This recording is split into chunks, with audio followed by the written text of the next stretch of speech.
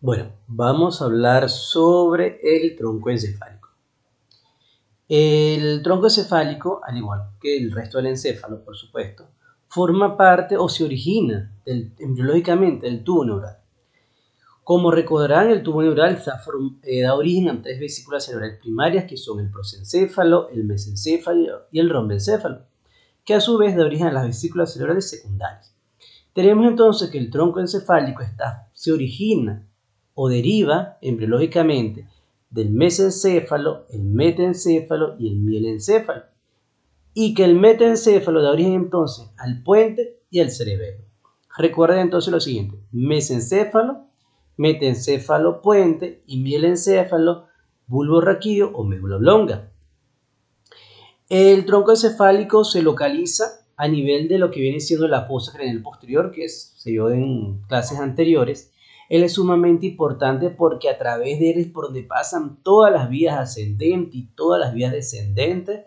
Dentro de las vías descendentes, una de las principales es el haz córtico-espinal, que es el que se encarga entonces de llevar la información desde el área motora primaria hasta la médula espinal. Y luego tenemos entonces las vías ascendentes, donde la más importante es el haz espinotalámico, que lleva entonces la información sensitiva a los diferentes centros superiores. En el tronco encefálico se encuentran los núcleos de los nervios craneales y a su vez se encuentra la formación reticular. La formación reticular va a constituir lo que son centros, porque el conjunto de neuronas que lo conforman no son lo suficientemente densos para formar núcleos. Dentro de todos estos centros se encuentra, por ejemplo, el centro de la respiración, el centro vasomotor, que es lo que nos permite a nosotros mantener nuestras constantes vitales, por así decirlo. También es responsable la formación reticular de formar parte de lo que se llama SARA. El SARA, sus siglas, significa Sistema Activador Reticular Ascendente, y él se interrelaciona con la corteza cerebral. Es el responsable de que estemos activos, de la vigilia, es lo que nos conecta con el medio externo. De tal forma que si a nosotros nos tocan y el estímulo es lo suficientemente intenso, nos va, por ejemplo, a nosotros a despertar o nos va a activar. Si se lesiona el SARA o existe una lesión difusa en la corteza cerebral, no nos vamos a poder activar, no vamos a poder entrar en vigilia y la persona caería en coma. Para nosotros estudiar el tronco encefálico vamos a usar un eje que es el eje de Meiner. Todo lo que está por delante de él es anterior o ventral, todo lo que está por detrás es posterior o dorsal, a diferencia de cuando hablamos del encéfalo. Vamos a iniciar entonces hoy con configuración externa. En el tronco encefálico se encuentra el origen aparente de casi todos los nervios craneales, exceptuando el primer nervio, que es el olfatorio, que es considerado una extensión del diencéfalo; el segundo nervio, que es el nervio óptico, que es considerado que forma parte del diencéfalo; y el undécimo nervio craneal, que es el espinal o accesorio, ya que sus fibras se originan o derivan de los segmentos altos de la médula cervical. El tronco encefálico está formado entonces por mesencéfalo, puente y bulbo. Vamos a ver a su vez que el tronco encefálico presenta tres caras, que es la cara anterior, la posterior y la lateral. Aquí vemos la cara anterior. Tenemos aquí el mesencéfalo, el puente y el bulbo. Comenzamos entonces con el mesencéfalo, cuyo límite superior es impreciso, pero lo vamos a ver más adelante, pero su límite inferior lo conforma el surco ponto-peduncular.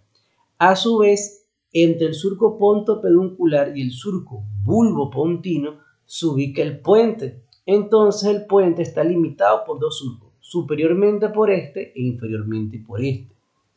¿Qué vamos a observar en el mesencéfalo como tal? Vamos a ver que presenta dos estructuras pares simétricas que conectan entonces el tronco encefálico con el diencéfalo y por supuesto con el resto del telencéfalo, pues, que es el pedúnculo cerebral. Ese pedúnculo cerebral, entre ellos dos hay un espacio que se llama fosa interpeduncular, y que en su parte alta pueden ver que presenta estas fenestraciones que se llama sustancia perforada posterior, ya que la anterior se ubica acá. Vean que de la fosa interpeduncular emerge el tercer nervio craneal o nervio oculomotor. Viene siendo este entonces el origen aparente de este nervio craneal. A su vez, el pedúnculo cerebral es rodeado por un nervio que es el nervio troclear. Es el único nervio que se origina de la cara posterior del mesencéfalo y de todo el tronco encefálico, que sigue este surco, que es el surco pontopeduncular. A su vez, el pedúnculo cerebral es rodeado también por el tracto óptico que llega acá al cuerpo geniculado lateral. ¿Qué más vemos ahora? Vamos a ver el puente. El puente, en esta parte que está acá, que es la porción basilar, presenta una depresión en donde se aloja la arteria basilar que se conoce como surco basilar. Y vemos que lateralmente emerge o está el origen aparente del quinto nervio craneal con su componente sensitivo, que es el de mayor volumen. A su vez, el quinto nervio craneal es el nervio craneal de mayor espesor de todos los nervios craneales. Y su componente sensitivo es el principal, es posterolateral, y su componente motor es anteromedial o su raíz motora y es pequeñita. La emergencia de este nervio me separa la cara anterior de la cara lateral. ¿Qué más podemos observar? Podemos observar que en este surco, bueno, antes de pasar al surco, vamos a ver que el puente presenta aquí unas fibras que están dispuestas en sentido horizontal. Esas fibras permiten entonces, o mejor dicho, van destinadas al pedúnculo cerebroso medio, que me permiten unir el puente con el cerebelo. Vean entonces que los pedúnculos cerebrosos me unen cada segmento del tronco encefálico. Tenemos uno superior, uno medio y uno inferior, pero que se ve mejor en una visión posterior. El surco bulbopontino va a permitir entonces la emergencia de varios nervios, como es el sexto nervio craneal, que es el abducen, que está medial. Lateralmente tenemos el facial, donde están sus dos componentes, el nervio intermediario de Greensburg, más el componente motor, y lateral a él tenemos el octavo nervio craneal o el nervio vestibulococlear. Vean que emerge aquí en el ángulo ponto-bulbocerebeloso o ángulo pontocerebeloso. ¿Por qué es importante esto? Bueno, porque una lesión tumoral que se presente en esta área me va a afectar estos nervios, principalmente vestibulococlear, me puede afectar el facial y también me puede afectar el nervio trigémino. ¿Qué más podemos observar acá? Si vamos hacia el bulbo, vamos a ver que hay una elevación que se llama pirámide vulvar. Esa pirámide vulvar es producido porque las fibras córtico-espinales que vienen por aquí descendiendo, que son las responsables del movimiento voluntario, se compactan acá y forman esa elevación que es la pirámide vulvar. A su vez, vean que ambas pirámides están separadas por esta fisura media anterior, que luego es interrumpida por esas fibras que se llaman decursación de las pirámides. ¿Qué ocurre acá? Que del 90 al 95% de las fibras que vienen por acá van a cruzarse a nivel de la decursación de las pirámides, que está a su vez inferior a la pirámide vulvar, se van a cruzar. Y esto explica por qué las lesiones que ocurren en un hemisferio cerebral se manifiestan en el hemicuerpo contralateral. Si el paciente tiene pérdida completa de la fuerza muscular en un hemicuerpo, eso se llama hemiplegia. Entonces, una lesión aquí me produce una hemiplegia contralateral, por ejemplo. ¿Qué más observamos acá? Vemos que lateral a la pirámide vulvar tenemos un surco que es el surco anterolateral, que se continúa con el surco anterolateral de la médula espinal. Lateralmente tenemos la pirámide, la oliva vulvar, y entre la oliva vulvar y el surco anterolateral se ubica un surco que es el surco preolivar. Posterior al surco preolivar se ubica otro surco que es el surco retroolivar, en donde va a emerger el noveno nervio craneal, que es el glosofaringeo. Caudal a él tenemos entonces el nervio vago y caudal a él tenemos el nervio espinal o accesorio. Anterior a la oliva vulvar tenemos entonces la emergencia o el origen aparente del 12º nervio craneal, que es el hipogloso. En esta visión posterior vamos a comenzar describiendo las estructuras que están a nivel del mesencéfalo. Vean que tenemos acá entonces esta elevación que es el colículo superior y el colículo inferior, y que son 4, 2 de cada lado, por lo que esto se denomina en conjunto como lámina cuadrigémina o lámina tectal. Caudal a ellos tenemos esta elevación que se llama frenulum o frenillo del velo medular. Y lateral al frenillo del velo medular podemos ver este nervio craneal que ya se lo comenté, que es el cuarto nervio craneal. Recuerden entonces, cuarto nervio craneal es el único que se origina en la cara posterior del mesencéfalo. Es el nervio craneal más delgado de todos. Es el nervio craneal que tiene el trayecto intracraneal más largo. ¿Qué más podemos ver acá? Vemos entonces que este frenillo prácticamente actúa como que estuviera suspendiendo esto que está acá, que se llama velo medular superior.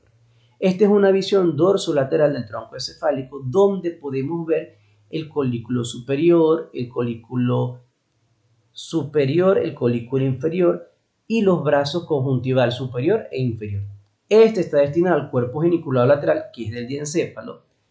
Este está destinado al cuerpo geniculado medial, que es el diencéfalo. Al cuerpo geniculado lateral llega el tracto óptico. Por lo tanto, el tracto óptico, junto con el cuerpo geniculado lateral, con el brazo conjuntival superior y el colículo superior, forma parte de la vía óptica.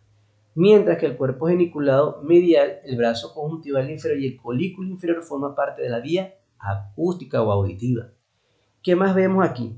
Yo les comenté que cada parte del tronco encefálico está conectado a esto que está acá, que es el cerebelo, mediante el pedúnculo cerebeloso superior, pedúnculo cerebeloso medio, que es el de mayor volumen, de todos el de mayor volumen, por eso también es denominado el cuerpo restiforme, y el pedúnculo cerebeloso inferior, que está acá.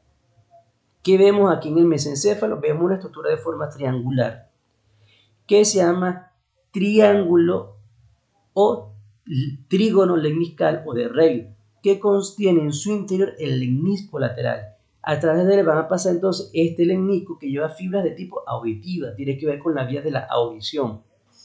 Está limitado por un surco que es el surco lateral del mesencéfalo y un surco que se ubica entre los dos pedúnculos cerebelosos, que es el surco interpeduncular. ¿Qué vamos ahora a ver en el puente?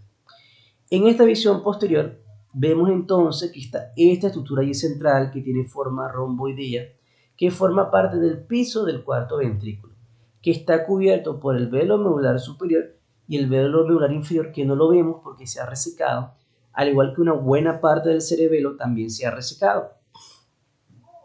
Observamos acá un surco que es la fisura media posterior y vemos que de aquí emerge este que está acá, que son las estrías medulares o estrías acústicas o valvas del cálamo.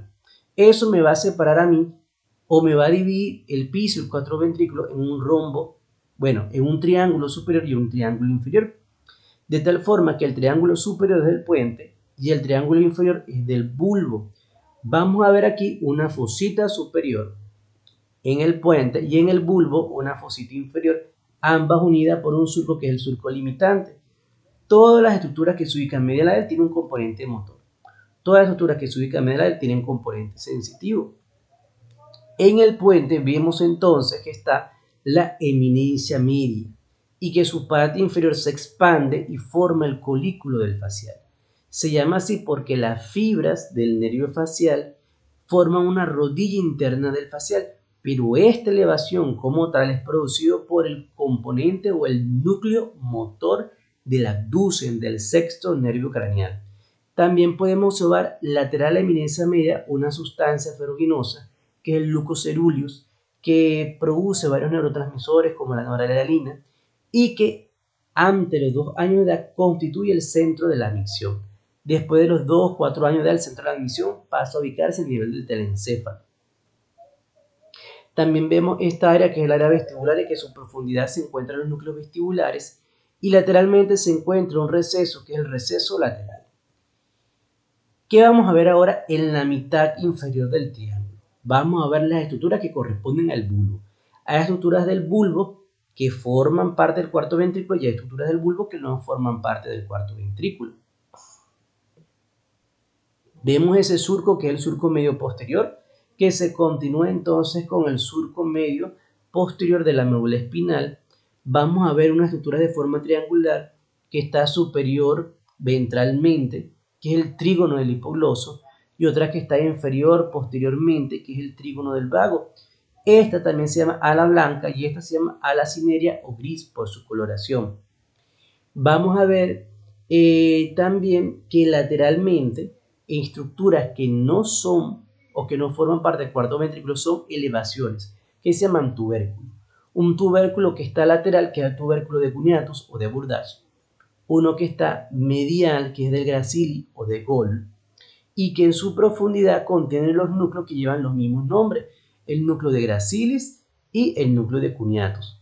Ambos llevan información que tiene que ver con la sensibilidad profunda, es decir, tacto epicrítico, fino, discriminativo, la propiocepción, que es la ubicación espacial de la estructura.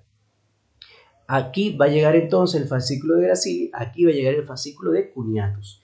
El fascículo de Gracili está presente en toda la médula espinal, por lo tanto lleva fibras que provienen de las extremidades inferiores, mientras que Cuneatus está presente solamente a partir del segmento T6 hacia arriba y lleva fibras que vienen entonces de las extremidades superiores. Vamos a ver que más lateralmente tenemos otra elevación que es el tubérculo trigeminal, también llamado tubérculo cinerio o tubérculo ceniciento de Rolando. No confundir con el tuber cinerum que está arriba en el diencéfalo.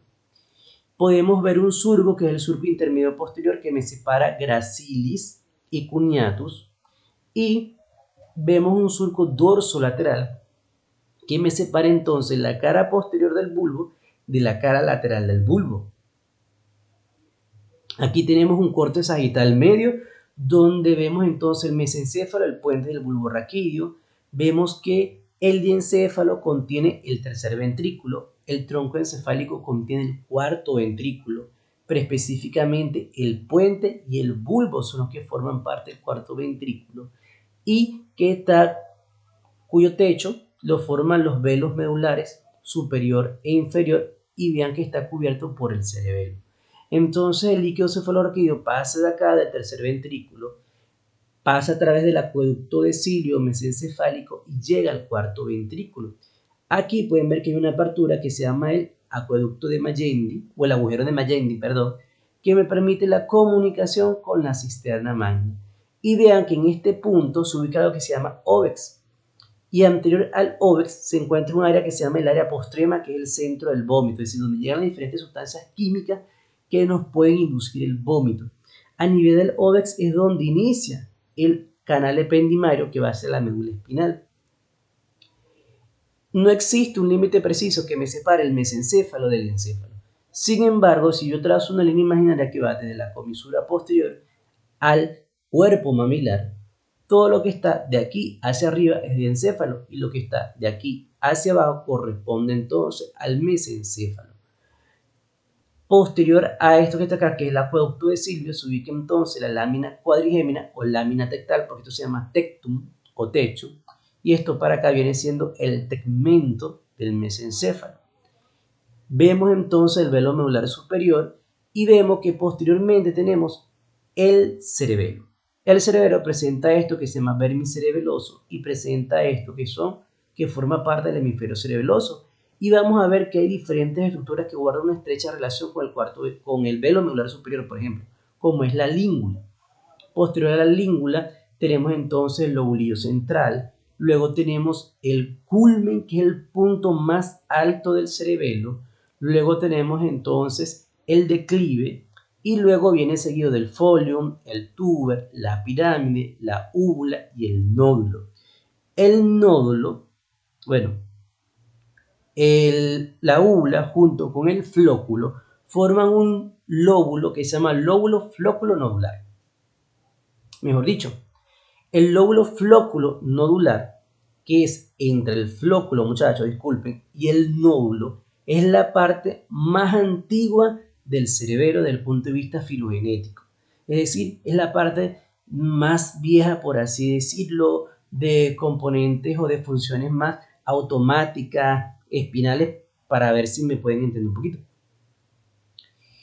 Es importante conocer esta parte de acá. ¿Por qué? Porque los hemisferios cerebelosos hay también esto que está acá que se llama la amígdala cerebelosa.